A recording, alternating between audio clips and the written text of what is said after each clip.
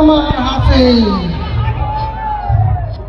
কিস্তির জ্বালা, কিস্তি তুলিছি মরা টাকা দেয়নি কিস্তি, ওই মরা কুটি গেল।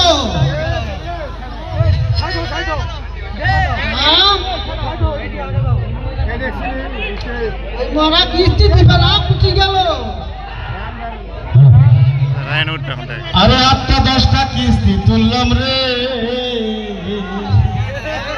হাই হাই ওরে 8টা 10টা কিস্তি তুললাম রে, ওরে ঋণগুলা সব খিলাফি, ওই বউ মরিলে চিনে দেব রে পুরা 1 মণ জিলাপি।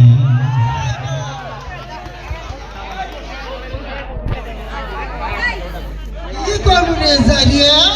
এ তালাস না, কিস্তির টাকা আমি তুলিনি, তুই কিস্তি কিস্তি করিস না। হ্যাঁ, কিস্তির টাকা তুলে কি কি করেছি তুই জানিস না? তবে তোমরা শুনবে, হ্যাঁ আমি কিস্তির টাকা আমি তুলেছি, আমি সয়ে দিবে চাইনি, ওই কেসে আর কিস্তি বিচার আমি খাইছি। আমি কেন কিস্তির টাকা দেবো?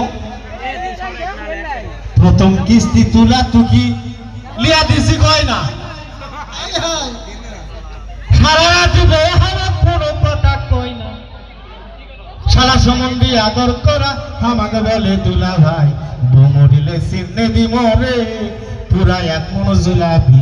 ভাই কথা ঠিক? কয় কি? কয় কি? আখেরে কয় কি? তুই যা ধর। তাহলে কৃষক আমি চিনি দেবো। 10টা কিস্তি যদি মাপ চাই ওই বউ মরে আমার 1 মণ জিলাপি দিতে সমস্যা হবে? দেওয়া কিস্তি মাপ কেন? আমি কি কিস্তির থেকে টাকা তুলেছিল? তুই তুলিস। একটা কথা জানা তুই, স্বামীরা সবাই বউ দিয়ে কিস্তির টাকা তুলবে না, তাহলেই একটা জ্বালা হবে। আর সব দেখা শোনা কিস্তির টাকা তুলে দিব, এই কিস্তি কিন্তু শেষ করে ফেলে দিছে দুনিয়া। ঠিক আছে, সাবধান।